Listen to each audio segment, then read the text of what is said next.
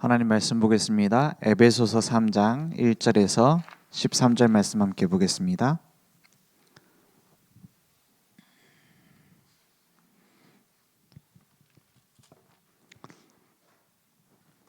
이러므로 그리스도 예수의 일로 너희 이방인을 위하여 갇힌 자 된 나 바울이 말하거니와 너희를 위하여 내게 주신 하나님의 그 은혜의 경륜을 너희가 들었을 터이라.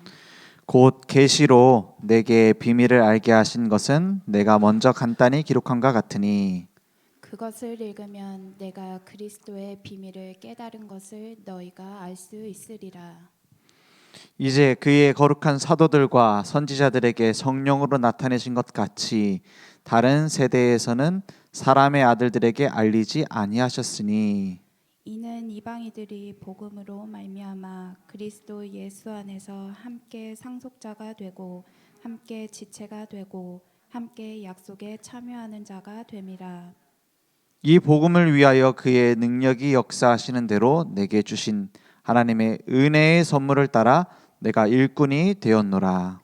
모든 성도 중에 지극히 작은 자보다 더 작은 나에게 이 은혜를 주신 것은 측량할 수 없는 그리스도의 풍성함을 이방인에게 전하게 하시고 영원부터 만물을 창조하신 하나님 속에 감추어졌던 비밀의 경륜이 어떠한 것을 드러내게 하려 하심이라.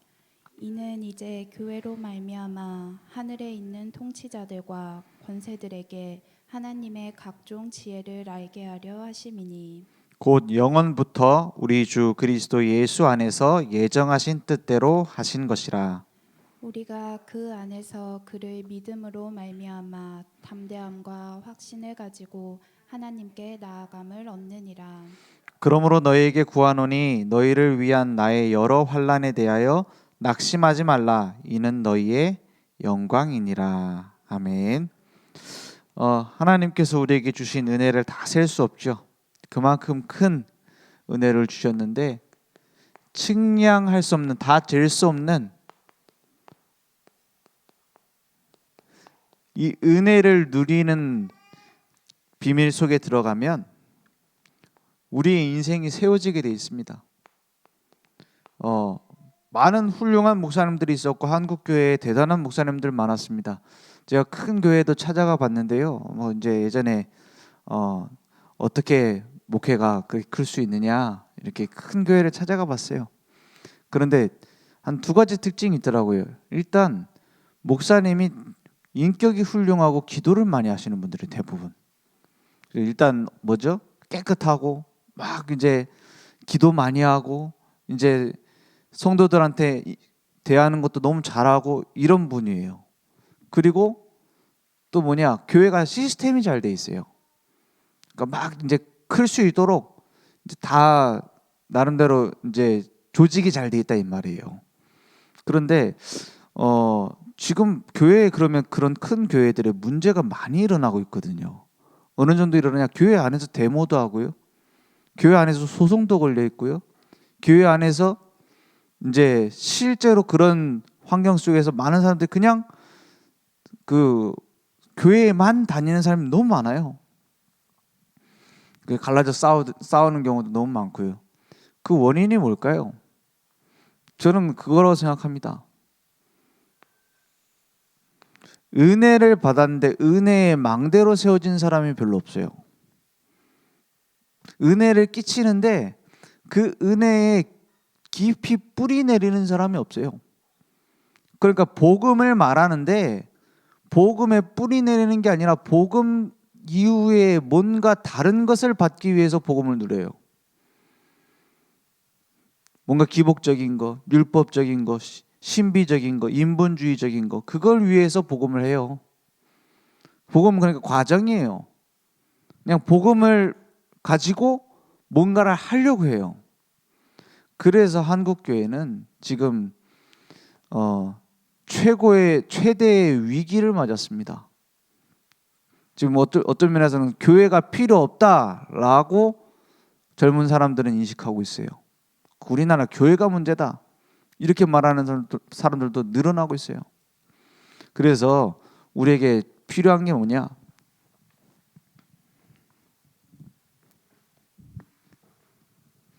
우리에게 필요한 게 뭡니까? 복음의 본질을 회복하는 것보다 더 급한 것이 없고 중요한 게 없습니다.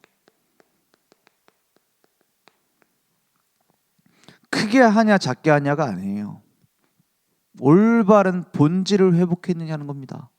우리가 응답을 받았냐 못 받았냐도 중요한 게 아니에요. 올바른 본질에서부터 오는 응답이냐는 게 중요해요. 그래서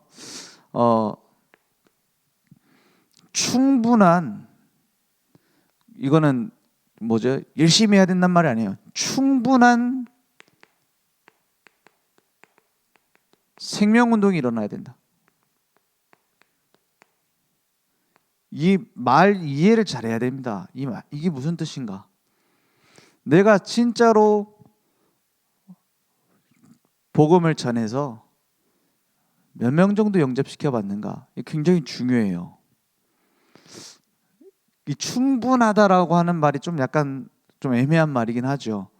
그런데 뭐가 느껴질 때까지 충분한 생명 운동을 해봐야 되느냐? 아, 하나님이 준비해놨구나. 이게 느껴질 정도 돼야 돼요. 그래서 보통 우리 이제 전도 훈련시키고 뭐 캠프 할 때 미리 예비 캠프로 뭐 하라 하죠? 최소한 한 300명에서 500명 정도는 영접을 시켜봐라. 이렇게 미션을 줍니다. 그럼 300명, 500명 미션을 수행했더니 내가 전도가 되고 수행했더니 내가 은혜를 받고, 이 말이 아니에요. 그 정도는 충분히 복음을 전해봐야 이 복음의 맛을 알게 된다, 이 말이에요. 그죠? 그래서 억지로라도 매일 한 명씩 영접시켜봐라 하잖아요. 매일 한 명씩 영접시켜서 세계복음 할 수 있을까요? 불가능해요. 그게 다락방 전도운동의 전략도 아닙니다. 그죠? 뭐 사형리, 뭐 구원의 길 이런 메시지 들고 가갖고 영접시킨다? 그리고 언제 세계복음 하겠어요? 그죠? 우리는 지역을 파고드는, 사람을 파고드는 그 뒤에 있는 전도의 문을 보고 말씀 운동을 하는 거지, 막 한 명 영접시키고 2명 영접시키고 또 영접시키고, 그 사람들 다 교회 와요? 영접시킨다고 다 교회 오지도 않아요. 그걸 내가 맨날 열심히 한다? 그 나중에 열매 나는 게 잘 없어요. 실제 열매 나는 것을 위해서 하는 게 아니란 말이에요. 이건 왜 하냐? 왜 충분하게 영접 운동을 해봐야 되냐? 그래야 뭐가 정리되냐면 이 복음의 능력이 정리가 돼요. 복음의 내용이 정리가 돼요. 이 복음이 생명이구나, 이게 정리가 돼야 된단 말이에요. 이게 안 되니까 뭐냐? 그래서 뭐가 나오냐면은 그 창세전에 영세전에 예정하셨다라는 말이 교리에서 나오면은요, 전도할 필요 없어요. 그 교리에서 나온단 말이 무슨 말이지? 막 성경 읽고 이제 연구하다 보니까 예정돼 있는 거구나. 내가 열심히 한다고 구원받는 게 아니구나. 그럼 사실 전도할 필요 없잖아요. 근데 원래 하나님이 구원하시기로 작정된 자는 다 믿더라, 이 말이 여기에서 체험된 단어예요. 여기에서 체험된 단어라니까요. 그래서 복음을 전하다 보니까 이 사람 절대 안 믿을 것 같은 사람인데 믿는단 말이에요. 저 남편은 핍박하는 사람이라고 분명히 우리가 알고 있었는데 하나님이 꺾어버려요. 이 사람이 예수 믿게 됐구나. 그래서 충분한 생명운동을 하기 전까지 뭐 판단도 할 필요 없습니다. 이거는 기초 중에 기초예요. 근데 요즘은 막 너무 기초니까 너무 지나가서 안 하는지 몰라도 충분히 해봐야 돼요. 예수님을 영접할 때 이렇게 되는구나. 예수님이 그리스도임을 선포할 때 이런 일이 일어나는구나. 어떤 경우에는 그런 경우도 많아요. 나는 찰떡같이 말하는데 콩떡같이 알아들어서 영접하는 사람 많아요. 어떤 사람 메시지가 준비가 안 돼갖고 나는 못합니다, 이렇게 말하는 사람 많은데 그렇지 않습니다. 내가 엉뚱하게 얘기를 하는데도 예비된 사람은 구원받게 돼 있어요. 그리고 하나님이 나에게 말씀을 주셔서 깨닫게 하셔서 이 복음을 증거하시는구나, 이것도 느껴봐야 돼요. 그거 안 하고 막 내가 언젠가는 세계복음 하겠지, 언젠가는 뭐죠? 누굴 내가 도와줘가지고 내가 하면 되지, 충분한 이 생명의 맛을 안 보면 뭐가 안 되냐?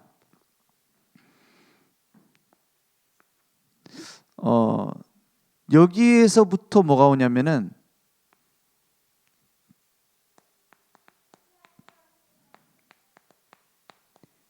개인 양육에 대한 짐을 져야 됩니다. 오늘 처음부터 좀 힘든 단어가 나오네요, 그죠? 막 영접시키라고, 영접 운동하라고 하고, 좀 개인 양육에 짐을 지라고 하고, 왜 그렇습니까? 예수님이 이렇게 말씀하셨어요. 수고하고 무거운 짐진 자들아 다 내게로 오라. 내가 너희를 어떻게 해요? 쉬게 하리라로 끝나는 게 아니에요.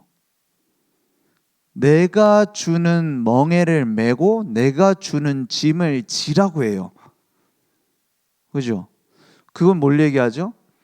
이제는 예수님 믿었더니 또 짐을 지라 한다 이 말이 아니에요. 이제부터 지는 짐은 주님과 함께 지고 가는 짐이에요.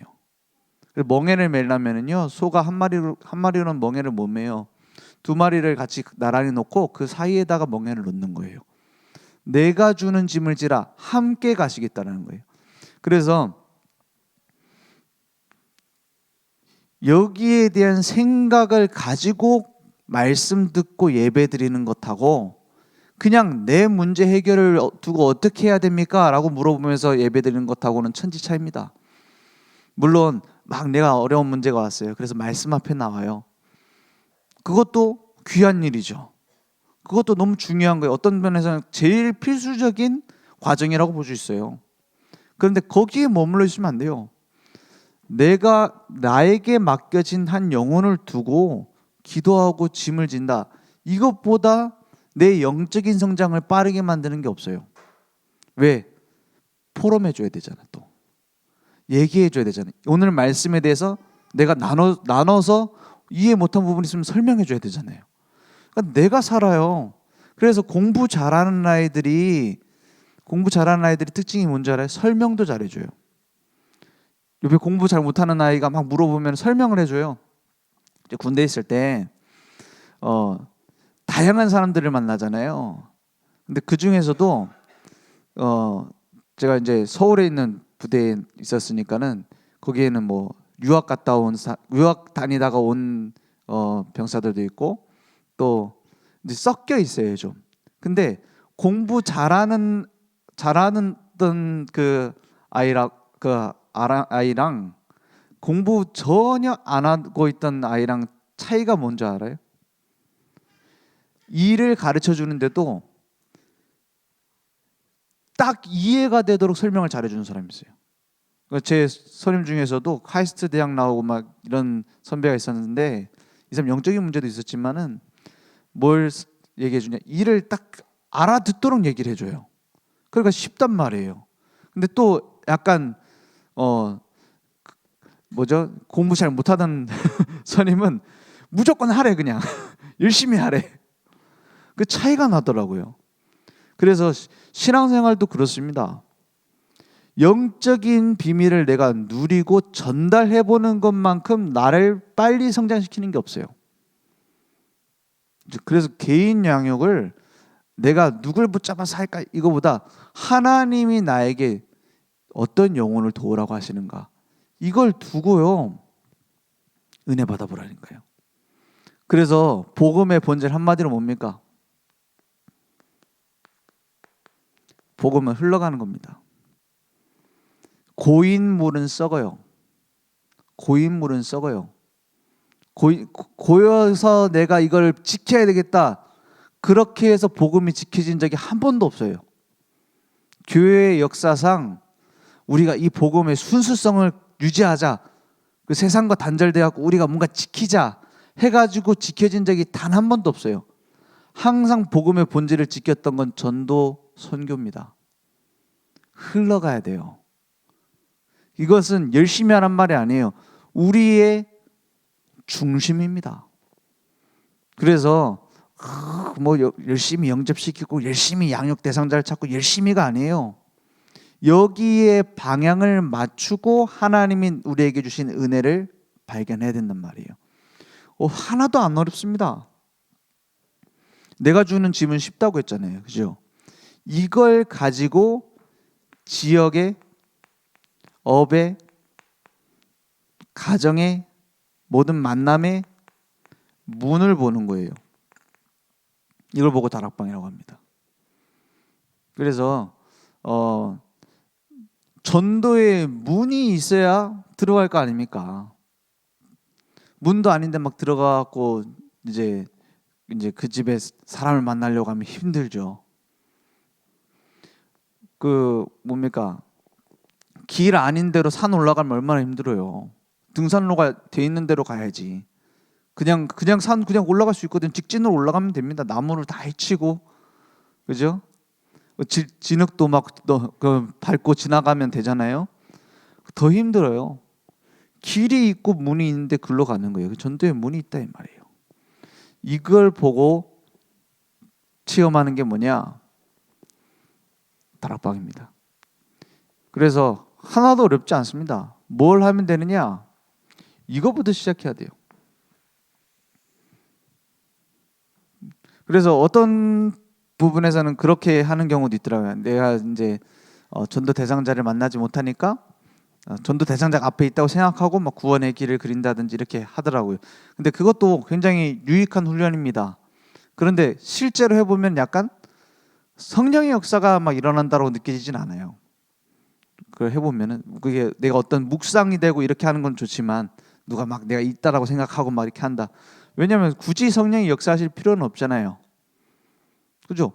진짜 복음이 역사되어지고 그 현장에 구원받을 자가 있고 그때 성령이 역사하셔야 되잖아요. 그래서 그러한 어떤 내 장을 만드는 것이 굉장히 중요하다. 그래서 이것을 내가 누리고 발견하는 걸 보고 캠프라고 합니다. 그래서 막 열심히 하는 게 아니에요. 막 뭐 찾으러 다니는 것도 아니에요. 내게 와 있는 복음을 확인하는 게 캠프입니다. 그래서 측량할 수 없는 은혜의 망대로 우리를 부르셨기 때문에 이걸 늘 삶으로 가지고 있었던 사람이 누구였어요? 전도자 바울입니다. 그래서 신약에 가장 복음을 누린 사람이 바울일 수밖에 없었던 거예요. 왜냐? 이 속에 있었으니까요. 이걸 놓치면 누구든지 복음 변질됩니다. 누구든지 그래요. 그래서 우리가 막 현장을 열심히 가야 된다 이 말이 아니에요. 내게 주신 은혜 가운데 여정을 걸어가야 된다. 그래서 그 여정이 이렇게 진행되어진다 이 말입니다. 그래서 날마다 뭘 발견해야 되냐? 모든 과거, 오늘, 미래의 문제는 끝났습니다. 다 이루었다 했어요. 허물과 죄로 죽었던 너희를 살리셨다고 했고 공중권세에 잡혔던 우리를 건져내셨다고 했어요. 우리의 모든 시민권이 하늘에 있다고 했어요. 그러니까 과거, 현재, 미래 모든 문제가 끝났는데 우리는 뭘 붙잡고 있냐 이 말이에요. 하나님이 주신 미션을 안 붙잡고 자꾸 다른 걸 붙잡고 있기 때문에 속는 겁니다. 그래서 우리에게 상속자로 부르셨다. 상속자에게 모든 걸 맡기셨어요. 에베소서 3장 6절에 오늘 읽었던 말씀이죠. 이는 이방인들이 복음으로 말미암아 그리스도 예수 안에서 함께 상속자가 되고 함께 지체가 되고 함께 약속에 참여하는 자가 됨이라 했어요. 이게 구원받은 우리의 실존이란 말이에요. 실제 우리 존재란 말이에요. 하나님이 우리를 상속자 삼으셨어요. 법적으로 보장된 하나님의 자녀다. 하나님의 것이 곧 내 것이에요. 그걸 누리고 있으면 저절로 뭐가 되어지냐? 나를 전도자로 부르셨구나. 이 정체성입니다. 그래요. 하나님이 주신 은혜를 받는데 제일 중요한 단어가 뭐죠? 내가 누구냐는 거예요. 하나님이 어떤 분이시고 내가 누구냐는 거예요. 나를 전도자로 부르셨어요. 전도자가 돼야 된다 아닙니다. 전도자가 될 수 있도록 노력해야 된단 말이 아니에요. 나를 그렇게 부르셨어요. 전도자로 부르셨어요. 생명이 있는 자라면 누구나 생명 전할 수 있게 돼 있습니다. 약을 가지고 있는 사람한테 병든 자가 찾아왔어요. 그럼 어떻게 하면 되죠? 고칠 수 있는 약이 내게 있어요. 주면 되죠. 어떻게 주느냐 중요하지 않아요. 부끄러움을 내가 많이 탄다 상관없어요. 왜 친구들하고 같이 맛있는 거는 먹으러 가자고 하잖아요. 암만 부끄러움 많아도. 그렇지 않습니까? 왜 전도 안 해요? 저는 고등학교 때 절대 전도 안 했어요. 심지어는 제가 전도가 중요한 거구나 생각을 처음으로 하게 됐던 게 뭐였냐면, 제 중학교 때 고등학교 때 친구가 있었거든요. 맨날 학교 끝나고 그냥 같이 집에 오는 친구였어요. 그렇게 막 친하지도 막 뭐 싸우지도 않고 그런 친구인데, 어느 날 저한테 딱 얘기를 하더라고요. 자기 시달리는 얘기를 막 하는 거예요. 이유가 없는데 내가 뭔가 불안하다. 영적인 문제잖아요. 우리 많이 들었으니까 알잖아. 이유가 없는데 뭔가 답답하고 내가 미칠 것 같다. 진지하게 얘기를 하더라고 저한테. 그럼 제가 너한테 있는 그 문제는 하나님을 떠나 있는 문제고 죄에 붙잡혀 있기 때문이고 사단이라는 존재가 너를 붙잡고 계속 공격하기 때문이다. 이렇게 얘기를 해줘야 되잖아요. 근데 설명이 안 되는 거 있죠. 내가 붙잡고 있지 않으니까. 그래서 그래? 그러면은 교회에 한번 와봐라 이런 거예요. 다행히도 교회 가니까 전도사님이 이제 구원 얘기를 해가지고 복음을 전해줬어요. 근데 이 아이가 막 진짜로 받아들이는 거예요. 저는 진짜로 받아들인 적이 없거든요. 저 솔직히 나 자신은 그냥 믿는 거지. 뭐 나 진짜 그리스도가 필요합니다 이런 적이 없었거든요. 그때 처음으로 무슨 생각이 드냐면 전도하는 게 되게 중요한 거구나 이런 생각이 들더라고요. 그리고 나서 그 아이가 굉장히 심한 문제 속에서 조금씩 나왔는데, 물론 이제 중간에 제가 이게 중요한지 모르니까는 이게 끊어져 버렸어요. 그냥 저보고 전도사님이 얘를 좀 데리고 와가지고 계속 말씀 들을 수 있게 해라. 나도 까먹는데 뭐. 그리고 지나고 나서 그 아이가 또 대학생 때 또 저한테 연락이 와갖고 찾아오고 그랬었어요. 또 갈급해진 거죠 이제. 그걸 보면서 무슨 생각이 들었냐? 내가 이걸 진짜 전달해 줄 수 있느냐? 이 말이에요. 내게 이 약이 있느냐? 내가 이 약효를 알고 전달해 주는 거하고 모르고 전달해 주는 건 그 차이입니다. 뭐 대단한 약사가 나서가지고 이제 얘기를 하면은 뭐 무슨 성분이 들었기 때문에 어디가 아플 때 효과가 있고 설명을 장황하게 할 수 있겠죠. 근데 병든 자에게 그게 필요합니까? 내가 그 병 걸렸다가 먹고 나았다 하면 끝이잖아요. 이게 굉장히 효과가 있다고 하더라. 근데 내가 먹어보니까는 진짜 좋더라. 그래서 주는 거랑, 아니 어떤 약사가 그런데 이 약이 좋대 한번 먹어봐. 난 먹어본 적 없어서 모르겠어. 어떤 약을 드시겠습니까? 전도하는 게 어려워요? 아닙니다. 저는 전도하는 게 내 성격상 안 맞다고 생각했어요.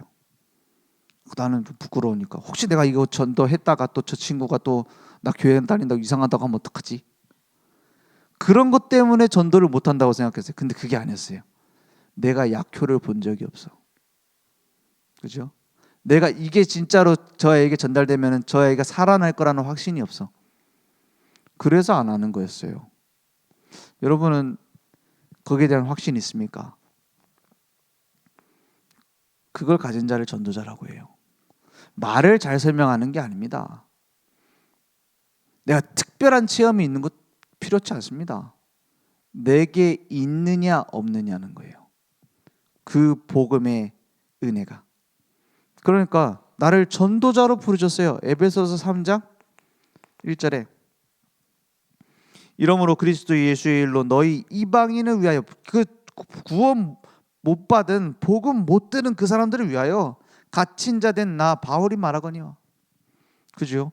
나를 전도자로 부르셨다니까요. 7절 8절에 뭐라 합니까? 이 복음을 위하여 그의 능력이 역사하시는 대로 내게 주신 하나님의 은혜의 선물을 따라. 일꾼은 어떻게 하면 일꾼 돼요? 내가 일꾼 돼야겠다 막 이렇게 하면 일꾼 돼요? 내가 열심히 할 거다, 일꾼 해야지, 그러면 일꾼 돼요? 아니에요. 내게 주신 하나님의 은혜의 선물을 따라, 줄여서 은사라고 하죠. 그 은사라는 것은 누가 특별한 사람이 받는 거예요? 아닙니다. 하나님이 필요하시기 때문에 나를 쓰시려고 주시는 거예요. 하늘과 땅의 모든 권세를 내게 주셨으니 그러므로 너희는 가라. 하늘과 땅의 모든 권세는 주님이 가졌는데 왜 나보고 가라 그래요? 내가 세상 끝날까지 너희와 항상 함께 있으리라. 최고의 무기를 갖고 나와 함께 하겠다는 거예요. 주님이 나와 함께 하시는 그 자체가 은사입니다. 그래서 뭡니까? 치유의 은사, 전도의 은사, 또 무슨 은사 있죠?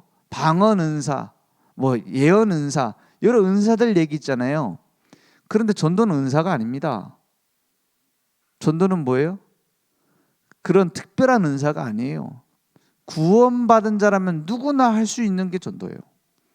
다락방 운동, 복음 운동, 항상 시대마다 전도 운동했던 그 핵심이 뭡니까? 초대교회는 어떻게 전도했죠? 바울만 전도했어요? 아니에요. 모든 사람이 전도자로 일어났어요. 그래서 평신도 전도 운동이 다락방입니다. 모든 사람이 현장 목회자예요. 모든 사람이 내가 있는 현장에서 응답받아요. 그건 어려운 게 아닙니다. 은혜 받은 자는 누구나 할 수 있어요. 전도는 누구나 할 수 있습니다. 그런데 아무나 하는 건 아니에요. 그 약의 맛을 아는 사람, 약의 효과를 아는 사람. 근데 우리가 오랫동안 복음 들었으니까 옛날에 먹었던 거 생각 안 나잖아요. 그래서 어떻게 해봐야 돼요? 그러면 내가 먹어도 나는 이미 건강한데 하도 먹어가지고 너무 많이 먹어가지고 또 과하죠. 어떻게 해요? 그래서 안 먹어본 사람에게 전달해보는 겁니다. 그래서 그 복음의 능력이 어떻게 나타나는가 확인하는 거예요. 그걸 보고 캠프라고 하잖아요. 하나도 안 어렵죠. 그래서 나를 전도자로 부르셨다. 8절에 보니까 뭐라고 되어 있습니까? 이렇게 말해요. 모든 성도 중에 지극히 작은 자보다 더 작은 나에게. 이 얘기가 겸손의 얘기가 아니라 진심이에요. 왜? 자기는 핍박자였거든요. 복음을 막는 사람이었거든요. 그리고 우리가 우리 자신을 진짜로 진실하게 들여다봤을 때 나올 수밖에 없는 고백이에요. 나는 안 되는 존재구나. 그죠? 거짓말로 포장을 하면 얼마든지 할 수 있어요. 진짜로 진실하게 응답받았다 그런 말 하지 말고, 내가 막 뭘 체험했다 하지 말고, 진짜 자기 자신 앞에 서서, 하나님 앞에 서서 나 자신을 보잖아요. 아무것도 아닌 존재예요, 내가. 그렇지 않습니까? 나만 그런가요? 작은 자들 중에서도 더 작은 자인 나에게 이 은혜를 주신 것은 측량할 수 없는 그리스도의 풍성함을 이방인에게 전하게 하시려고 하셨다 했어요. 나를 전도자로 부르셨다니까 아무리 연약해도 상관없습니다. 우리 강단 그 말씀에서 저는 그 은혜 받았던 게 뭐냐면은, 좀 무디 같은 사람도, 칼비 같은 사람도 어쩌면 나보다도 좀 못한 사람이잖아요, 솔직히. 근데 그런 사람들을 부르셔서 쓰셨다라는 거예요. 그래서 은혜면 되는구나. 하나님 주신 은혜면 되는구나. 그 굉장히 위안되더라고요. 왜냐하면 저도 모자라기 때문에. 그렇지 않습니까? 하나님께서 우리의 삶을 은혜로 구원하셨어요. 은혜로 사용하시는 겁니다. 4장 7절에는 뭐라고 돼 있죠? 우리 각 사람에게 그리스도의 선물의 분량대로 은혜를 주셨나니 그랬어요. 그래서 구원받은 은혜, 나를 전도자로 부르신 은혜가 있는데 날마다 때를 따라 돕는 은혜가 있어요. 그래서 어떤 사람은 내가 직분을 맡아갖고 막 해야겠다 열심히 하는 사람이 있어요. 어떤 사람은 나는 직분 못 맡아. 나는 갈렙같이 언제나 섬길 거야. 이렇게 말하는 사람이 있어요. 근데 어떤 게 더 믿음이 좋은 거죠? 나는 막 쓰임 받아야 돼. 막 열심히 해야 돼. 이런 사람이 있고, 어떤 사람은 나는, 근데 또 쓰는 단어도 그런 성향의 분들은 꼭 비슷한 단어를 써요. 나는 갈렙처럼 나는 또 바나바처럼, 막 이렇게 아나니아처럼, 또 이렇게 브리스길 아굴라 부부처럼 그냥 서포트하는 사람이지 난 나서는 사람이 아니야 라고 얘기를 해요. 근데 둘 다 똑같은 수준인 겁니다. 왜냐? 하나님이 쓰시는 대로 내가 있으면 돼요. 그릇이 뭘 결정해요? 저도 나서는 거 싫어요. 근데 목사는 언제든지 나서야 될 때가 있어요. 그러면 나는 갈렙처럼 그렇게 못할 때가 있어요. 내 성향하고 안 맞을 때도 있어요. 왜냐? 주인 마음이니까요. 꼭 이렇게 해야 된다. 나는 꼭 나서야 된다. 꼭 난 안 나서야 된다. 그건 내가 주인 아닙니까? 그리고 막 여전도 회장 시켰다. 그러면 나는 못해 하지 마시고 왜 나를 여기 부르셨는가 발견해야 돼요. 나를 왜 교사로 부르셨는가? 나를 왜 권사로 부르셨는가?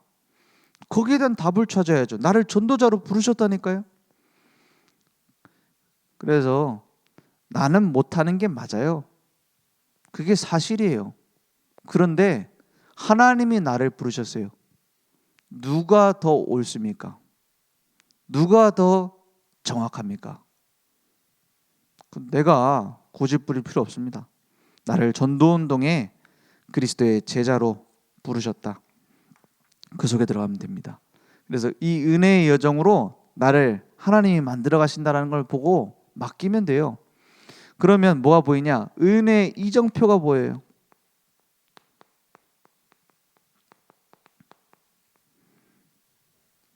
이정표가 보여요. 그걸 보고 따라가면 됩니다. 우리에게 고난이 올 수도 있고 문제가 올 수도 있습니다. 그 문제 속에 답이 있어요. 이걸 보고 따라가는 겁니다. 항상 그렇습니다. 문제 없는 곳이 어디 있을까요? 딱 한 곳 있어요. 어디 가면 있어요? 전국 가면 문제 없어요. 그 전에 교회 어디 문제 없는 교회 어디 있을까 찾아다니잖아요. 그거 안 드러나서 그렇지 다 문제투성입니다. 그거 찾아다니는 것 자체가 교회가 이해 안 된 거고 하나님이 하시는 방식이 이해 안 된 거예요. 안디옥 교회는 문제 없었어요? 문제 꽉 차 있었어요. 로마 교회는 문제 없었어요? 문제 꽉 차 있었어요. 바울과 전도팀에 문제 없었어요? 문제 꽉 차 있었어요. 그런데 그 문제가 하나님이 이루시는 그 계획을 위한 과정이라면 어떻게 하겠습니까? 그 응답받는다 못 받는다는 여기서도 갈려요. 문제 속에 답이 있다. 갈등 속에 갱신이 있다. 나를 새롭게 만들어주기 위해서 그 갈등이 있는 거 아닙니까? 제 아내하고 저하고 요즘은 안 싸웁니다. 요즘은 안 싸워요. 왜? 갱신 좀 돼가지고 갱신 안 됐을 때 지면 됩니까? 막 언제나 싸우는 거예요. 맞는 게 하나도 없어요. 일단 저희 아내는 이제 주로 이제 뭐죠? 어머니가 집을 이끄는 약간 그런 가정이었고 저희는 아버지가 곧 법인 집안이었어요. 그러니까 하나도 맞을 수가 없어요. 뭐 때문에 싸우냐? 뭐 저한테 신혼 초에 뭘 얘기하냐면 삶은 달걀을 초장에 찍어 먹으면 맛있대. 저는 이해가 안 돼요. 그럴 수가 있냐? 난 말이 안 된다. 난 안 해보겠다. 근데 꼭 먹어보래 자꾸. 그래갖고 먹어봤더니 맛이 있어요, 없어요? 맛있더라고요. 약간 그 떡볶이 찍어 먹는 느낌이죠. 그런데 그런 작은 거부터 해가지고 하나도 안 맞아요. 어떤 때는 내가 전도하러 막 현장 사역을 하러 가는데 싸우고 나온 거예요. 싸우고 나오니까 뭐가 나와요? 요즘은 옛날에 전화 없을 때가 편했어요. 문자가 계속 오는 거예요.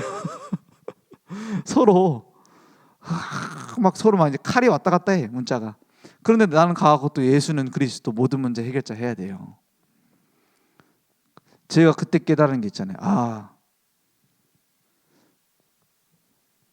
내 상황과 내 환경과 내 모습은 복음 전할 수 없어요. 그래서 제가 가서 얘기했다니까요. 내가 안 그래도 지금 오늘 싸우고 와가지고 막 칼이 왔다 갔다 하는데 이 문자로 서로 칼이 왔다 갔다 하는데 내가 깨달은 게 있다. 이런 나를 구원하시기 위해서 그리스도께서 오신 게 아닌가. 그죠? 그렇기 때문에 모든 문제 해결하신 그리스도가 필요한 거 아닌가. 그래서 그날 유독 더 복음이 많이 증거됐어요. 사람도 오고. 그 싸웠다고 안 갔으면 어쩔 뻔했어요. 복음 받을 사람도 있는데. 그렇잖아요. 그래서 제 마음의 은혜가 되더라고요. 그렇지. 그때 제가 드는 생각이 뭐였냐. 나랑 너무 다르기 때문에 내가 못 보는 부분을 보여줄 수 있다. 그렇죠. 사고 방식이 너무 달라요. 그렇기 때문에 내가 못 보는 부분 볼 수 있는 거 아닙니까? 교회에 저 같은 사람만 있어요? 저 같은 사람만 있으면 삐질 일은 없을 거예요. 아마 서로 신경을 안 써가지고. 저 같은 사람 있으면 재미도 없을 겁니다. 놀러 가는 거 싫어하거든요. 저는 어디 뭐 가는 것도 싫어하고 뭐 밥 먹으러 가는 것도 좀 별로 안 좋아해요. 뭐 전도 대상자가 있고 뭐 그러지 않은 이상에는 우리 모여갖고 뭐 밥 먹자. 저는 귀찮아요. 뭐 저희 동기들이 연락 와갖고 막 밥 먹자 해도 난 귀찮아요. 뭐 집회 같은 데 가면 꼭 밥 먹자 하잖아요. 나는. 그냥 나는 혼자 조용히 먹고 싶은데 안 반갑다라는 게 아니고 불편하다라는 게 아닌데도 저는 그런 성격이에요. 그런 성격인 사람만 교회에 있으면은 그런 성격으로 복음 전하면 되죠. 나랑 안 맞는 부분이 있기 때문에 나의 스승이 되는 거예요. 배우자가 나랑 안 맞는다. 제일 좋은 선생님을 평생 모시게 됐다. 이렇게 생각하면 돼요. 그죠? 그게 맞아요. 왜냐? 하나님이 만나게 하셨으니까요. 그러한 갱신입니다. 복음이 중심되지 않으면 갱신은 불가능해요. 왜냐? 나 중심이 될 수밖에 없거든요. 그래서 문제 속에 답이 다 있고요. 갈등 속에 갱신의 중요한 비밀이 다 있고요. 또 뭐가 있어요? 위기가 왔다. 이게 기회가 되는 겁니다. 중요한 응답을 받을 수 있어요. 그래서 우리는 갈등하고 싸우는 거 필요 없습니다. 뭘 바꾸면 돼요? 내 눈을 바꾸면 돼요. 예전에 제가 처음에 이제 전도사 됐을 때 그 교회에서 사람들이 윤 전도사는 되게 교만하다 이런 소문이 돌았어요. 왜 돌았냐? 제가 처음 전도사가 돼가지고 이렇게 복음을 전하고 이렇게 하다 보니까는 중직자들 가정이 다 문제가 많아요. 근데 주로 뭐냐면 복음 아닌 거 다른 걸 열심히 해요. 그러니까 그 자녀들이 혼란스러울 수밖에 없다라는 생각이 들더라고요. 그래서 제가 말씀을 전하고 막 이렇게 할 때마다 뭘 했냐? 혼냈어요. 뭘 혼냈냐? 진짜 복음이 뭐고 가짜 복음이 뭐고 진짜 전도자가 뭐고 가짜 전도자가 뭐고 이게 느껴지잖아요. 자꾸 나를 혼내는구나.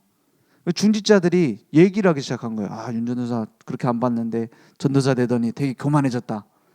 솔직히 중심은 교만하지 않았거든요. 근데 내가 이거 빨리 바꿔야겠다는 생각을 많이 한 거예요. 저렇게 하면 안 되는데. 근데 변화가 되냐? 안 되는 거 있죠. 그때 제가 뭐가 느껴지냐면 왜 이렇게 변화가 안 될까? 이게 아니었어요. 그러면 너는 얼마나 많이 바뀌었는데? 그죠? 너는 무슨 하나님이야? 너는 뭡니까? 완전 무결한 존재야? 그렇게 네가 많이 바뀌었니? 이런 생각이 딱 드는 거예요. 그때부터 바꾸라고 말하지 않기로 했어요. 바꾸세요라고 말하지 않기로 했어요. 내게 하나님이 주신 은혜만 말해야겠다. 내게 변화되어진 하나님이 나를 바꾸시는 것을 얘기해야겠다. 그러니까 어떻게 되죠? 내가 편안해져요. 내가 편안해져요. 그 편안한 게 전달돼요. 그러니까 제가 사역을 하러 가는데 불편해갖고 오지 말라는 적은 많이 없었어요. 간혹 있을 수 있죠. 근데 현장에서 사람들이 바뀌는 건 많이 봤어요. 그건 제가 바꿔야 된다라고 말해서 바뀐 적 없어요. 왜 그러냐? 하나님이 내게 은혜를 주셨잖아요. 힘이 없으면은요 바꾸고 싶어도 못 바꿔요. 그러니까 잘못을 회개하고 이것도요 좀 힘이 있어야지 회개한다니까. 힘 없는 사람이 인정도 못해요. 인정할 힘이 없어요. 인정할 여유가 없어. 나는 안 그런데. 그래서 싸우잖아요. 잘못한 거 회개시키는 것도 힘을 주고 해야 돼요. 그래서 무조건 뭐 해야 되냐? 살리는 운동을 해야 된다. 여기에 우리를 부르셨어요. 살리는 운동. 해방시키는 운동이라고 했어요.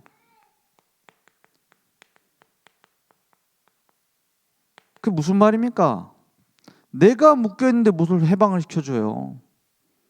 아, 나에게 그리스도가 필요하고 저 사람에게도 그리스도가 필요하구나. 그게 보여야 해방이 되죠. 다 갖고 있는 생각, 사상 붙잡혀 있는데 거기서 해방되려면 내가 해방됨을 누려야 되는 거죠. 그리고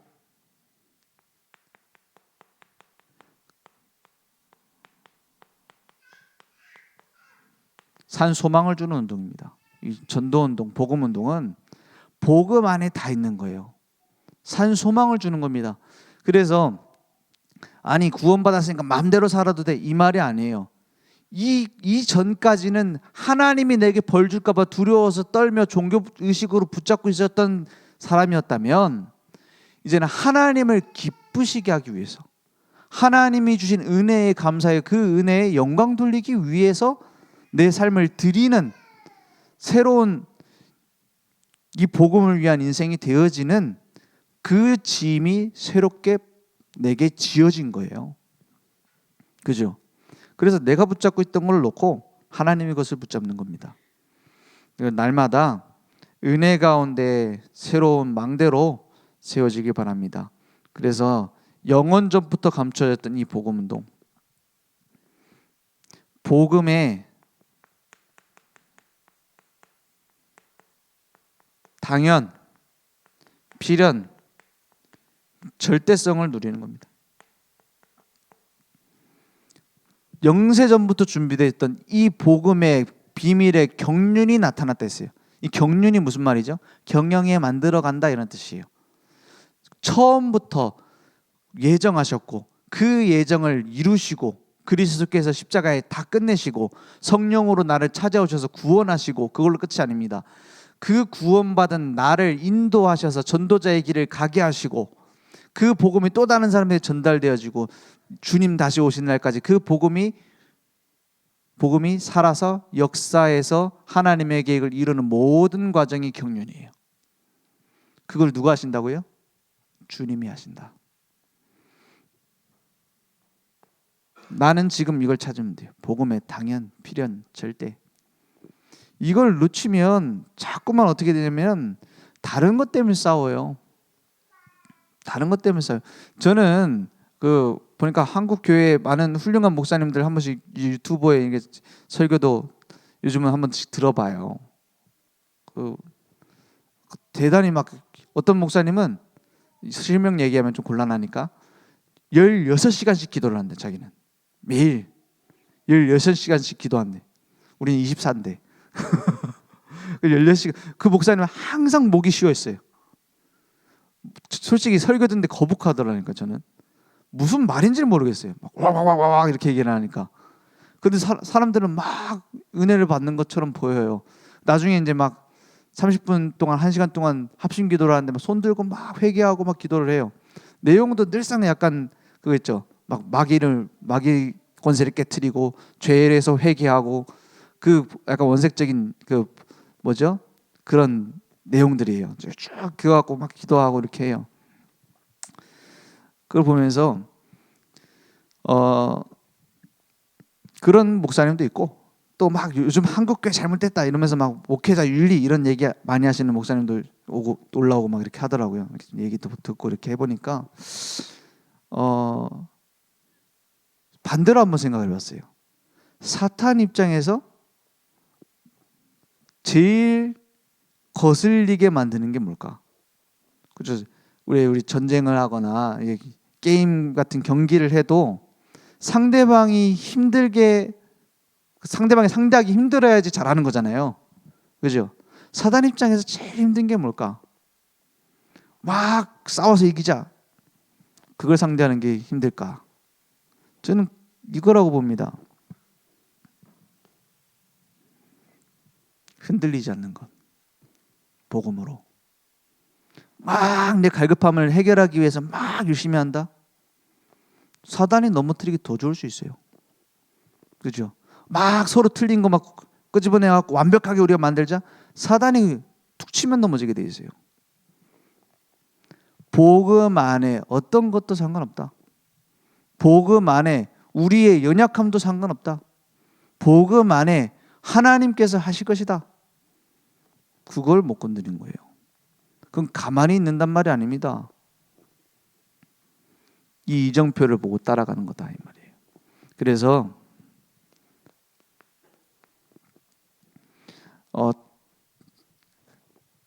다른 것은 열심히 할 필요 없습니다. 하나님과의 관계에 있어서 내가 집중되어 있는가, 그것이 나타나는 걸 보고 예배라고 합니다. 예배라고 합니다. 저는 그렇게 생각해요. 누가 서서 말씀을 전하든 상관없다. 왜냐? 하나님이 내게 주신 음성이 있으니까.